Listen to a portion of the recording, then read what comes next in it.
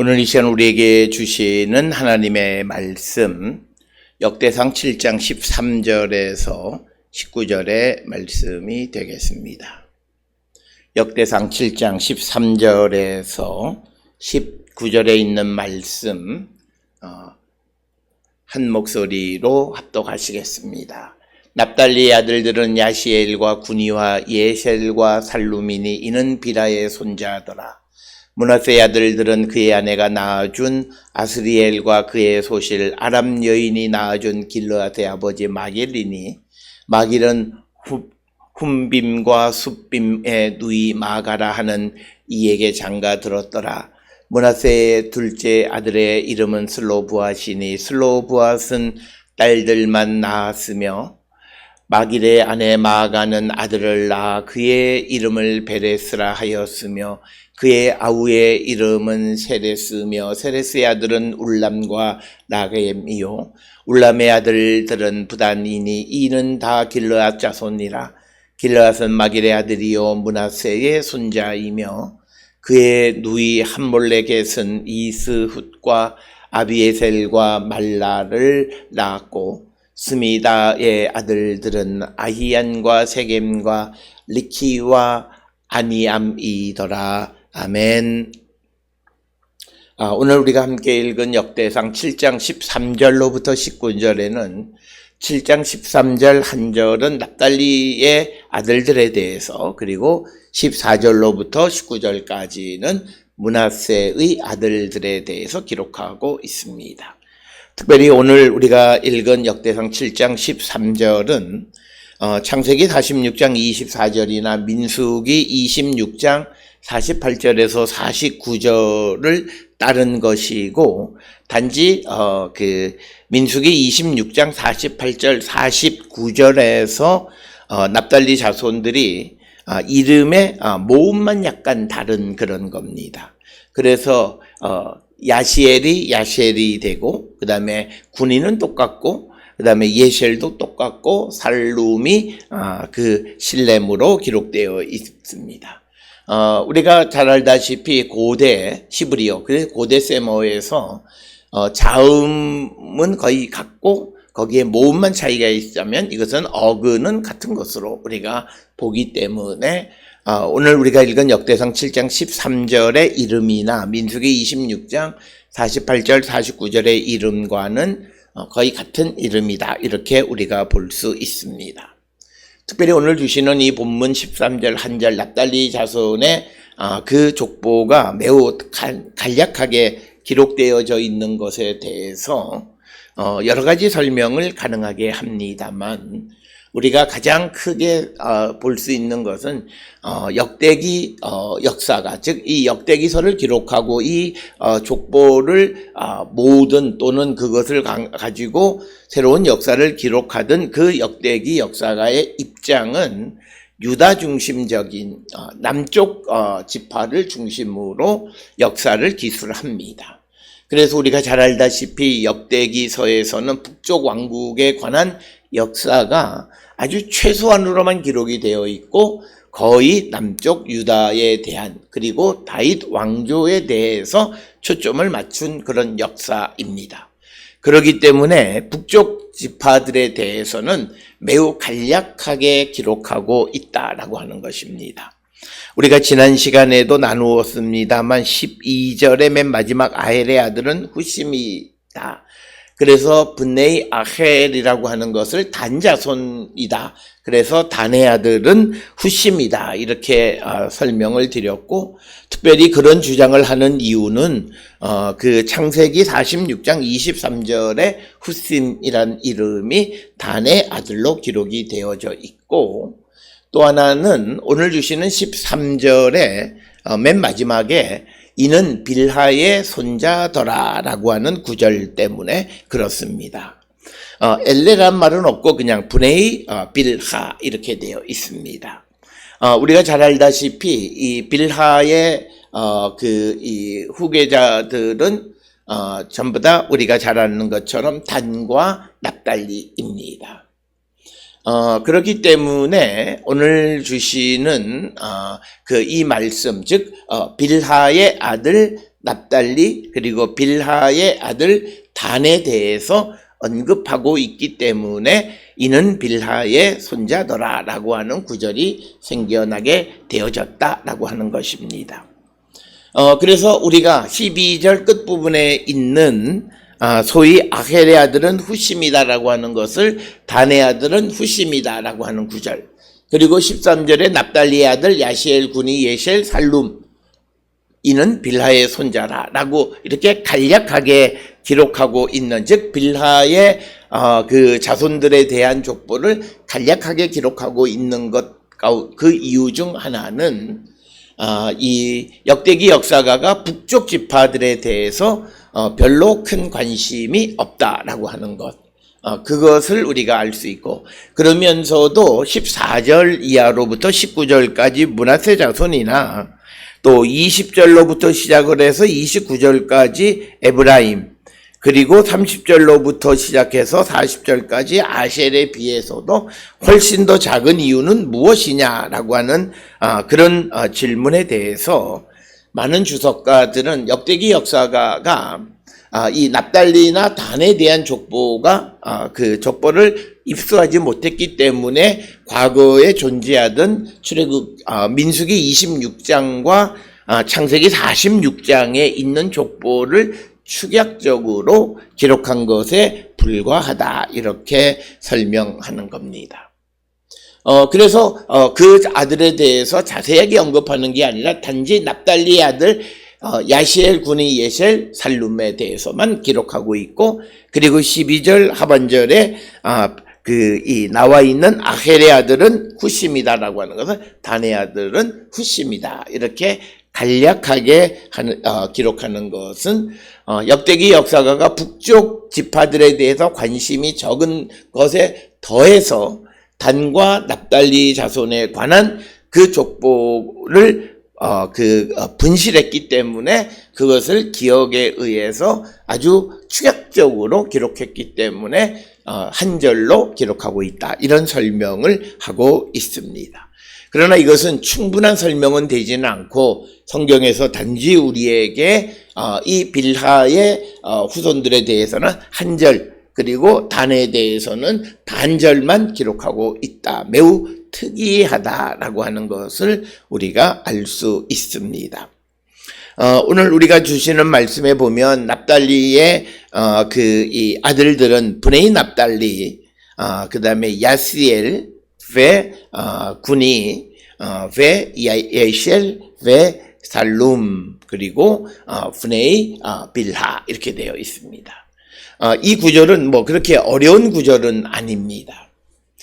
그런데 앞에서 설명을 드렸듯이 브네이 빌하라고 하는 것은 앞에 이 빌하의 그 아들이 또 기록되어 있다는 것을 전제하기 때문에 이는 빌하의 아들이다, 이렇게 기록을 하고 있습니다. 그래서 우리말로는 손자다라고 하는 그런 기록을 번역을 했지만 우리가 히브리어에서는 손자나 아들이나 전부 다 벤을 사용합니다. 단지 문맥상의 관계에 의해서 빌하의 손자더라, 이렇게 번역을 했습니다. 즉 야시엘이나 군이나 예셀이나 살룸이 빌하의 손자라고 하는 것이고, 또 납달리의 아들은, 그리고 또 앞에 단의 아들은, 그렇게 얘기했을 때 빌하의 후손들이다, 이렇게 번역하는 것이 훨씬 더 문맥상 잘 들어맞는 그런 이야기가 되겠습니다. 따라서 오늘 주시는 13절 납달리에 대해서 간략하게 기록하고 있고, 이 납달리는 12절 끝에 나와 있는 아헬의 아들 후심을 단의 아들 후심으로도 많은 성서 주석가들이 이해하는데, 그것은 13절에 나오는 빌하의 브네이 빌하라고 하는 표현 때문에 그렇고, 그렇다라고 하는 것을 우리가 기억하시면 되겠습니다. 그러면서 이제 14절로부터 이어지는 19절까지가 므낫세의 아들들에 대해서 기록을 하고 있습니다. 이 14절에 나오 있는, 그 14절로부터 19절의 므낫세의 아들들에 대해서는, 가장 중요한 것은, 이것 역시도 민수기 26장 29절로부터 34절이나 또는 여호수아 17장 1절로부터 3절에도 기록이 되어져 있습니다. 그러나 이 기록에서 여호수아 17장 1절로부터 3절에서는 그 므낫세 족보에 므낫세의 아들이 7명의 아들이 있다. 그래서 마길, 아비에셀, 헬렉, 아스리엘, 세겜, 헤벨, 수미다 이렇게 되어 있습니다. 그러면서 므낫세의 장자는 마길이다 이렇게 기록을 하고 있습니다. 그러나 또 그 민수기 26장 33절 34절에도 이 족보가 기록되어 있는데 오늘 14절의 기록에 의하면 므낫세의 아들은 아스리엘과 그 다음에 마길이다. 그리고 나서 마길의 아들 이렇게 기록이 되어져 있습니다. 그리고 또 15절에는 므낫세의 둘째 아들이 슬로브앗으로 기록되어 있는데 이건 역시도 다른 족보와 차이를 나타내고 있다라고 하는 것입니다. 그리고 민수기 26장 29절로 34절에서는 므낫세의 아들은 마길 혼자만 기록이 되어 있습니다. 따라서 우리가 오늘 우리가 가지고 있는 족보인 소위 이 역대상 7장 14절로 19절의 족보나 또 여호수아 17장 1절로부터 3절에 있는 족보 그리고 민수기 26장 29절에서 34절에 있는 족보 등에 보게 되면 므낫세의 아들들에 대한 그 기록이 각각 다르다라고 하는 것입니다. 그래서 오늘 주시는 14절에서는 아스리엘과 마길, 아스리엘과 마길로 기록이 되어 있지만, 그러나 우리가 여호수아 17장에서는 7명의 아들이 있는 것으로 기록이 되어져 있고, 그리고 민수기 26장 39절로 34절에서는 마길 혼자 아들로 기록이 되어져 있다라고 하는 것입니다.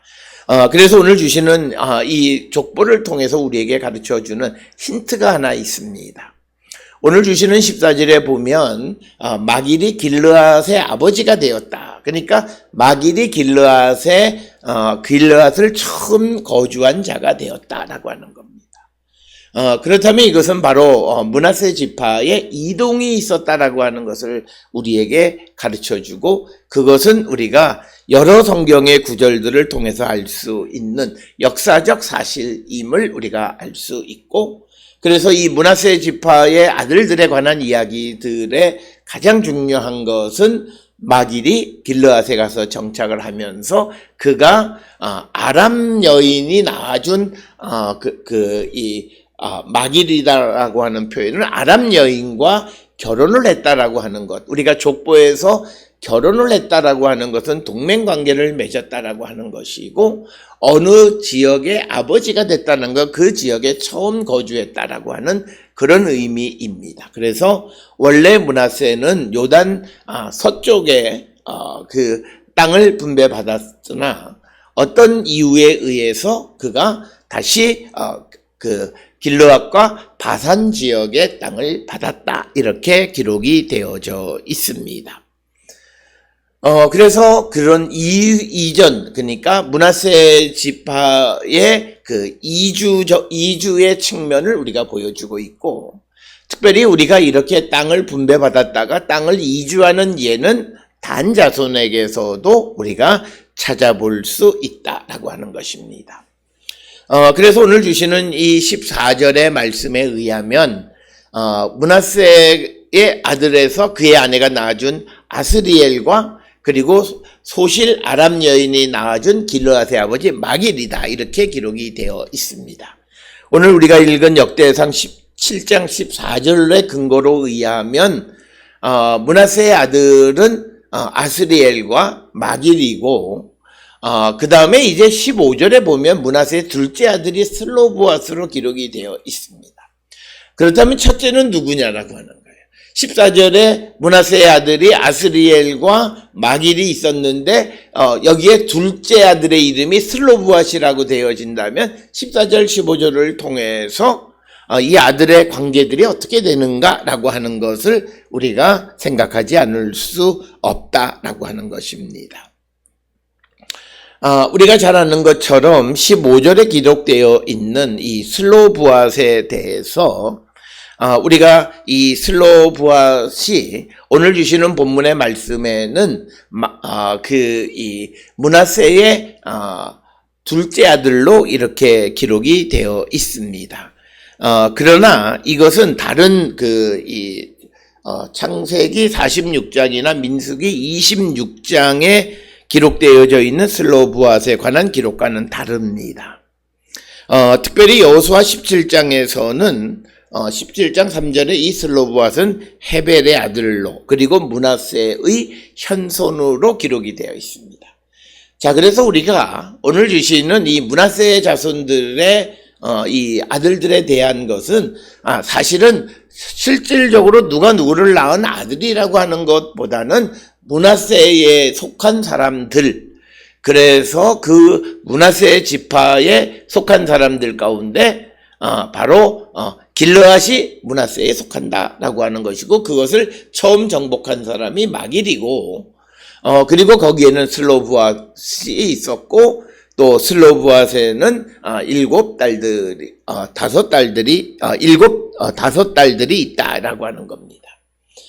특별히 15절에 기록되어져 있는 훗빔과 숫빔이라고 하는 이것은 우리말로는 빔 이렇게 되어 있지만 임이라고 하는 그런 히브리어의 어미가 붙으면 이것은 어떤 사람 이름이라기보다는 어떤 민족이다라고 하는, 그렇게 이해하기가 좋다라고 하는 거예요. 그게 일반적입니다. 그래서 마길은 훗빔, 숫빔의 누이 마가라는 이에게 장가를 들었다 이렇게 기록이 되어 있는데, 그런데 우리가 앞에서 12절에, 그러니까 역대상 7장 12절에 베냐민 지파에 보게 되면 훗빔과 숫빔이 등장합니다. 따라서 마길이 베냐민 지파 사람의 그 여인 마가란 사람에게 장가를 들었다라고 하는 것은 베냐민이 므낫세와 어떤 관련이 있다라고 하는 거예요. 어느 시기에 이런 우호적인 관계, 즉 베냐민이 북쪽에 있는 지파인 므낫세에 관심이 있다라고, 어떤 기울어져 있었다. 일반적으로 이 시대에 베냐민은 우리가 잘 알다시피 유다와 함께 언급이 되는 거예요. 그런데 특별히 오늘 주시는 이 15절에 의하면 마길이 베냐민에 속해 있는 훗빔과 숫빔과 훗빔의 누이와 결혼을 했기 때문에 모종의 관계가 있는 것으로 우리가 추정할 수 있다라고 하는 것입니다. 그래서 우리가 지난 시간에 베냐민이 어느 특정한 시기에 그 므낫세와 가까운 사이였다 이렇게 설명을 드릴 수 있다라고 하는 것이고, 그래서 이 슬로브앗은 딸들만 있었다 이렇게 기록을 하고 있습니다. 슬로브앗에 대해서 민수기 26장 33절, 여호수아 17장 3절 등에선 전부 다 헤벨의 아들 므낫세의 현손으로 기록되어 있는데, 오늘 주시는 이 본문의 말씀에서는 15절에 므낫세의 둘째 아들로 기록이 되어 있다. 그래서 오늘 주시는 이 본문의 말씀에 15절로부터 시작해서 19절까지의 본문을 이해하기가 매우 어렵다라고 하는 것이고, 여기에 등장하는 훗빔과 숫빔의 존재가 누구인가, 그리고 이것과 12절에 등장하는 베냐민의 훗빔과 숫빔은 누구인가라고 하는 그런 질문을 가질 수 있다라고 하는 것이고, 슬로브앗에게 딸만 있었다라고 하는데 그 딸은 말라, 노아, 호글라, 밀가 그리고 디르사 등 5명의 딸이 있었다라고 하는 것입니다. 그러면서 16절에 또 다시 마길의 아내인 마가가 아들을 낳아서 그 이름을 베레스라 했고, 또 그의 아우의 이름은 세레스이고 세레스가 울람과 라겜을 낳았다. 그 다음에 울람의 아들은 부단이고 이는 길르앗의 자손이라. 길르앗은 마길의 아들이요 므낫세의 손자이다 라고 하는 겁니다.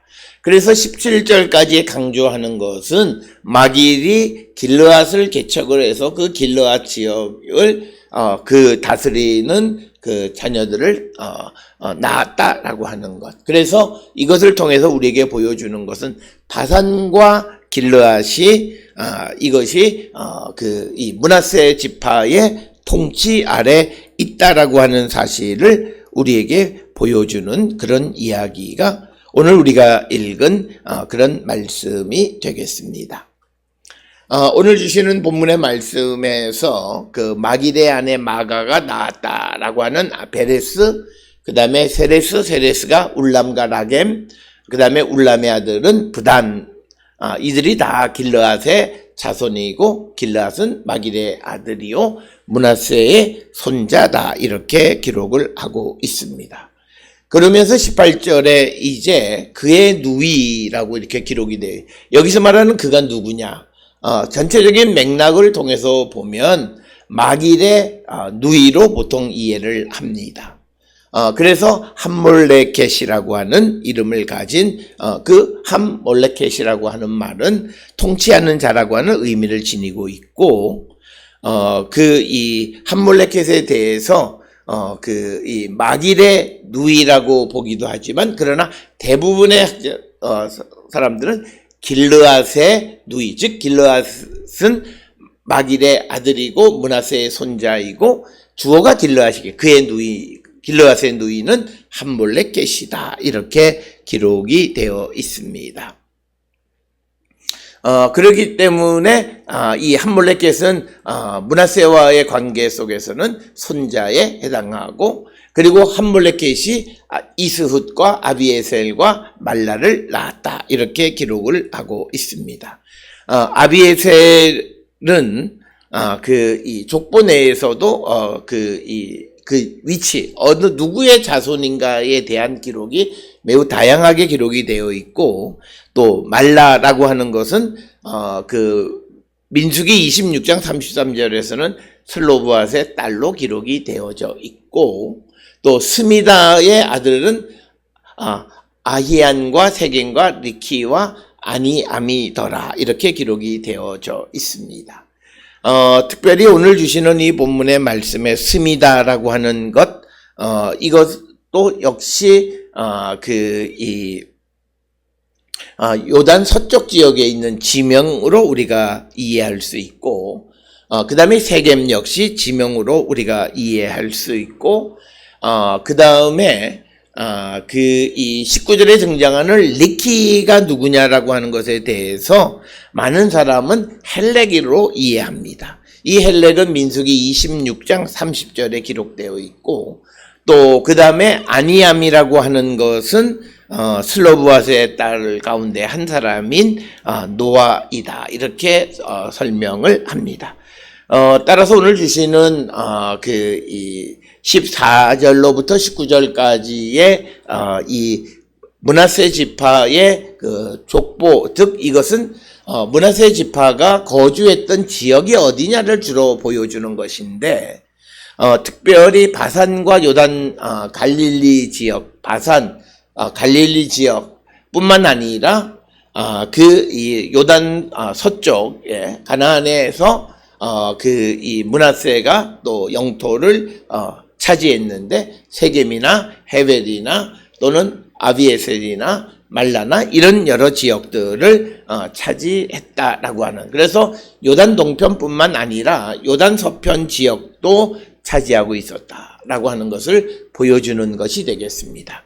특별히 이 역대상 7장 14절로 19절에 등장하는 이 므낫세 자손들의 족보는 특별히 앞에서 설명드렸듯이 이 역대기 역사가가 북쪽 지파들에 대해서 별 관심이 없기 때문에 내려오는 자료를 그대로 인용했는데 그 내려오는 자료가 기록된 어느 시점, 주로 가나안의 정착 혹은 정착 직후의 그 시대에 관한 이야기까지만 기록이 되어 있습니다. 특별히 우리가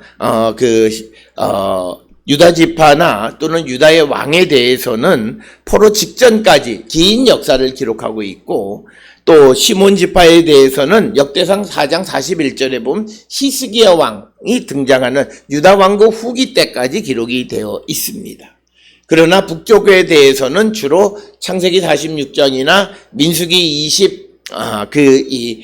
6장, 그 다음에 또 가나안에 정착하는 이야기를 기록하고 있는 여호수아 17장, 이런 것들을 근거로 이 북쪽 자손들에 대해서 족보를 기록하고 있기 때문에 매우 단편적인 초기의 그들의 족보에 관해서만 언급하고 있다라고 하는 것을 우리가 기억하셔야 되겠습니다. 이런 것들을 통해서 이 역대기 역사가가 북쪽 지파들에 대해서 언급은 하기는 하지만 최소한의 언급만 하는 것을 우리가 볼 수 있고, 고대에 존재했던 어떤 자료를 그대로 인용하는 정도이다.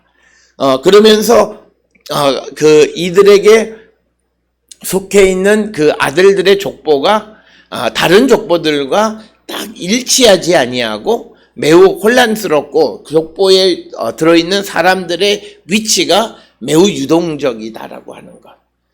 이것은 이 족보를 기록하는 역대기 역사가가 그렇게 유다나 시몬이나 다른 지파 또는 레위 제사장들이나 레위인들에 대한 관심과는 전혀 다른 모습을 보여주고 있다라고 하는 것이 오늘 우리가 13절로부터 19절의 납달리와 므낫세에 대한 족보를 통해서 우리가 알 수 있습니다. 그래서 오늘 주시는 이 이야기를 통해서 역대기 역사는 분명한 자신의 신학적인 입장, 남쪽 유다 왕국을 중심으로 한 역사의 재구성.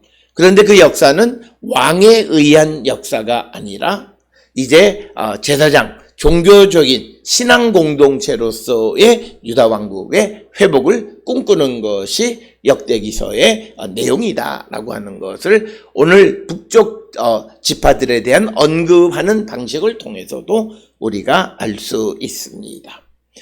그런데 이처럼 북쪽에 대해서 부정적 입장을 갖는 가장 큰 것은 우상숭배입니다. 따라서 우리가 훗날 우리의 삶이 후손들에게 인정받을 수 있으려면 우리가 믿음 안에 바르게 세워져야 된다라고 하는 겁니다. 우상을 섬기거나 하나님을 배반하는 자들에 대해서는 그 후대의 시대의 역사를 재구성할 때에도 별로 대접받지 못하는 것을 오늘 우리에게 보여주고 있습니다. 오늘 우리가 살고 있는 이 시대에 우리의 믿음을 다시 한번 성찰하고 우리가 정말 부끄러움 없는 복음을 위해서 부끄러움 없는 삶을 살기로 결단하는 우리 모두가 될 수 있기를 주의 이름으로 축원합니다.